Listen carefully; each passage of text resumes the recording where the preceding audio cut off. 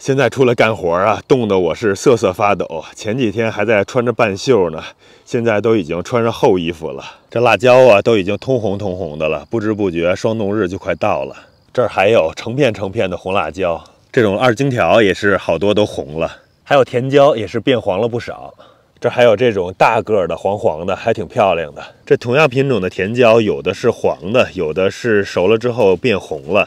这边无花果呢，上面还有陆续的变紫成熟了的。这只要是不到霜冻，就会陆续的有无花果成熟。看看上边蚂蚁在不停的爬呢。豆豆，你要不要吃个无花果呀？我不喜欢吃啊。对，蚂蚁特别喜欢吃无花果。为什么？因为无花果特别甜。家里边2个小朋友都不喜欢吃无花果，所以摘回去就是丽丽和我2个人吃了。这边的这一棵无花果树，就是2、3周前天气还热的时候，那会儿穿着半袖就把这棵树给种了，是9月份的时候。谁能想到，才过了2、3周的时间，天气一下子就冷下来了。这个坑呢，上周我大概是给挖完了，接着就可以再把新的一棵也给种下去了。本来是昨天想种的，昨天又是下雨，看看这车里边的堆肥土，现在还是湿的呢。这番茄已经到了最后的时刻了，该拉秧了。上边偶尔也还能找到一些长红了的果实，但是品相已经都不怎么样了。豆豆，你可以帮我把这几个无花果放到红桌子上吗？一会儿爸爸种完树回去可以吃几个，好吗？可以。你看这园子里面草啊，这种下去2、3周的时间，这地方的草又都长出来了，长得实在是太快了。这菜地里边还有这种杂草，都不知不觉就已经打籽儿了。这树坑啊，当时是下班的时候挖了3个晚上，还是挺费功夫的，因为下边的土实在是太硬了，而且石头特别多。看看旁边都是从这树坑里边挖出来的石头，然后挖完之后呢，把里边大概是1小推车的这种黄泥土给它推走了。换了1车半的那种堆肥土，和原来的土又混了一下，现在的土的质量就已经是不错的了。看看都已经是黄黑混合在一起的了，再稍微的把它混一混，等会儿就可以把树苗拿过来给移栽了。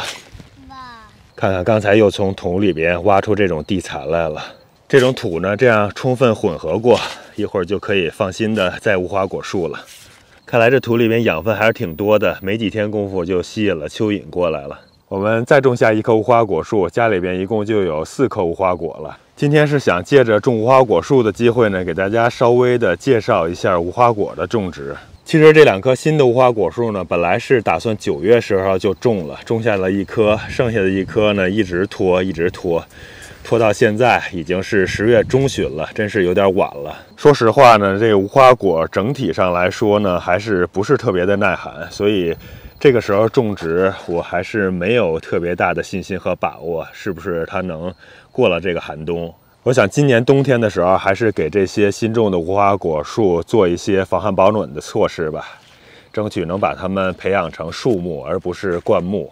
我以前种的这2棵无花果树呢，就是冬天的时候比较冷，上边给冻死了，土地下边的根部还是活着的，春天的时候又从根部重新长出来的。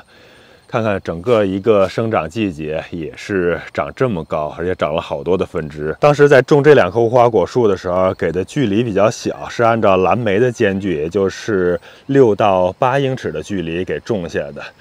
所以要想把它们培养成树呢，这距离是有点窄了。这也是为什么我想把这2棵培养成灌木的原因了。另外就是这无花果旁边吧，有2棵野桑树，1棵长得挺大的，还是给这棵无花果树遮挡了阳光，所以这边的这1棵长势就不是特别好，比较小一些。旁边的这1棵呢，虽然也是有一定的影响，但是朝另一个方向的阳光还是挺充足的，所以长得势头就好一些。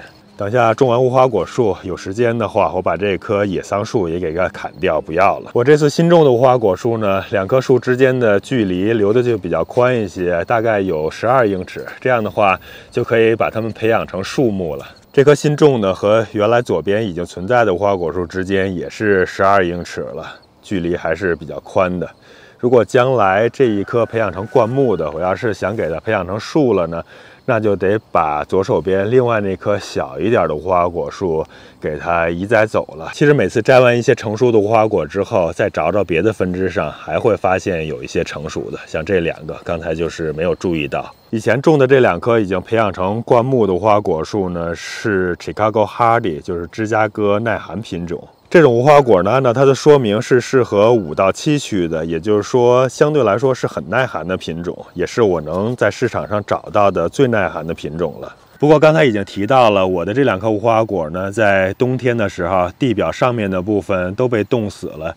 这些现在看到的是今年春天的时候新长出来的，快跟我一样高了。留了这么多的分支，还能够在1年的时间内长到我这么高，这生长速度也算是相当的快了。今年我给它保护一下，如果冬天地上的部分不会被冻死，那明年的话应该就可以长得更高更大了。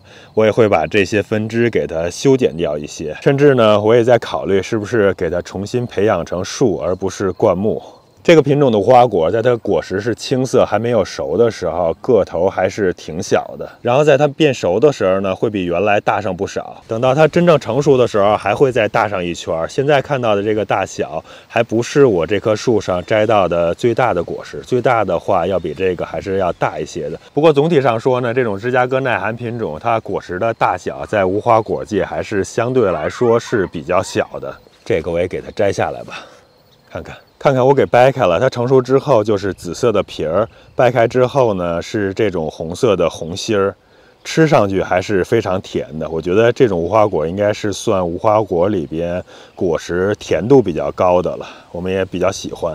不过我也能理解小朋友们不喜欢它的原因，就是它的果实确实是有一股很特殊的味道。我其实最开始吃的时候也不是特别适应它的味道，后来慢慢的习惯了，就喜欢上了。另外，如果把外边的皮给去掉，只吃中间的瓤的部分，那股异味也会减少不少的。当然，要是给它晾成干的话，那它的怪味就彻底没有了，就全剩下甜了。我是觉得，除非太多了吃不了，晒成干储存，否则意义不是特别大。我们自己种无花果，就是为了吃一吃这个新鲜无花果的味道嘛。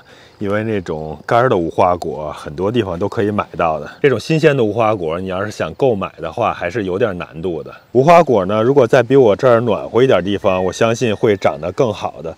不过在七区这地方呢，我感觉种了这么长时间的无花果树，没看见上面有什么病虫害，不知道会不会跟这种它里边白色的浆液是有关系的。这种白色液体，你不管是剪枝的时候、摘叶子的时候，或者是摘果实的时候，都会滴出来好多。所以我的一个感觉呢，就是在七区这个地方，无花果树除了有点不耐寒之外，其他真的是挑不出任何的缺点来了，真的是好打理、好养活，生长速度还特别快。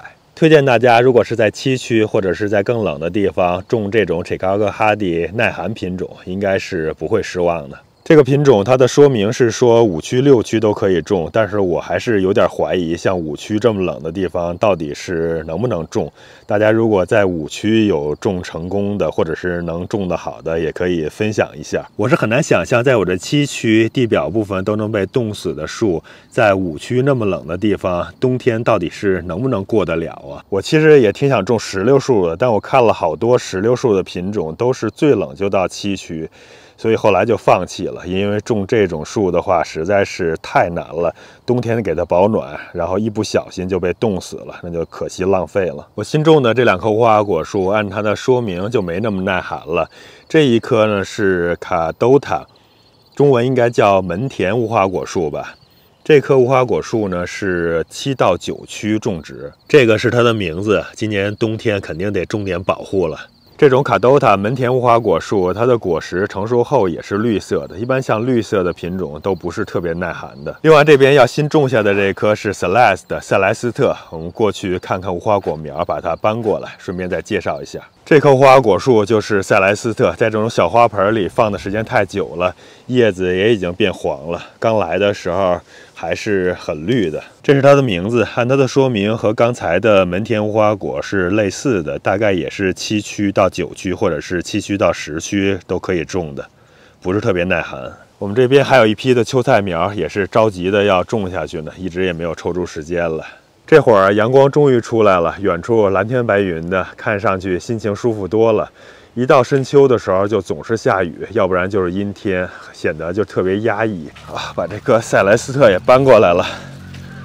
哎，这坑挖好了，土已经被混合一次了，种起来就容易多了。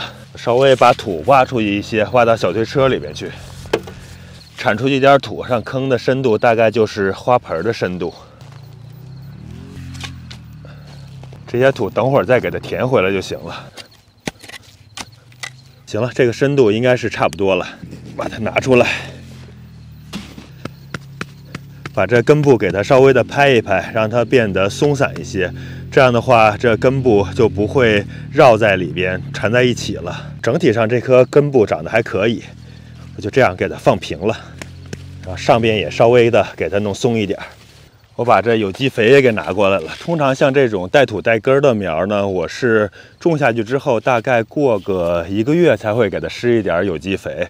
但是这一次因为是有点晚了嘛，已经10月中旬了，再过1个月那早就霜冻了，叶子都掉光了，再施也没用了。所以我现在先给它提前的施下一点有机肥，先施4、5把，然后等下盖上土再施一点，把刚才小推车的土给它回填。行，接着周围再给它施上4、5把，最后再把土盖上就行了。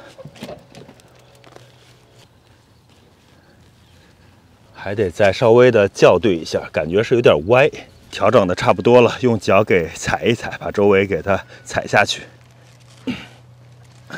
就这样吧，今年冬天如果能活下来的话，那明年就可以发芽结果了。这种果实也是那种紫色的果实，到时候我们尝尝看，看看味道怎么样吧。就地取材，把桶里面的水接出来一些，把水给它浇透。其实秋天种树呢，还是有一个挺大的好处的，就是不用浇那么多水了。比如像现在把水给它浇足了，它原本的土其实就是挺湿润的。然后接下来因为天气冷了嘛，也就不用再浇水了。春天你要持续的不断的给浇水，基本上每周大概都要浇2、3桶吧。等一小会儿，等水彻底的渗光了，再把表面盖上一层土就行了。一会儿的功夫，水已经渗完了，这个时候可以稍微的往上提一提，或者是如果它还是歪的话，可以再校对一下，然后就可以把表面再给它盖上一点土。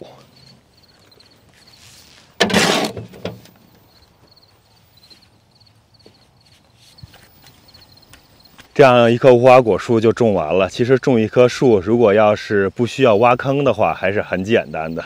挖坑基本上占了这里边所有工作的95%以上了。最后上面再铺点碎木屑保湿。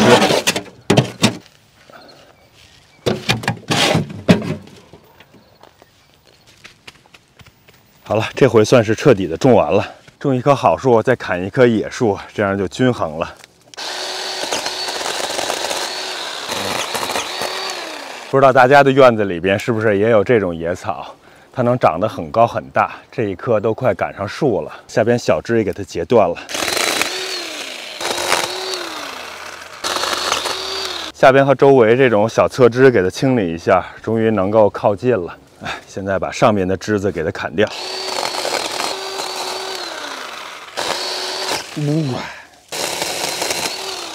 这一棵还要小心一点，要是倒到外边去的话，该砸到我的无花果树了。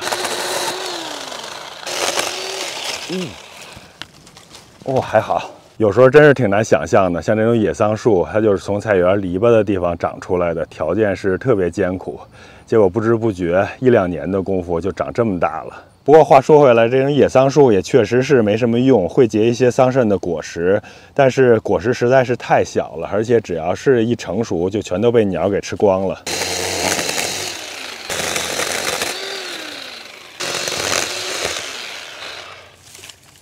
哇，这一个最大的终于拿下来了。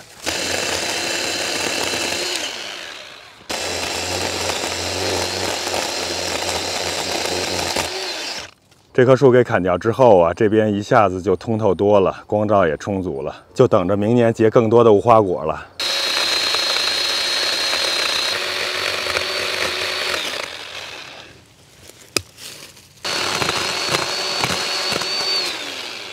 这树桩最后我还是给它留了一小段，这样明年春天可以练习一下嫁接，把家里边的那棵桑树给它嫁接上去试试看。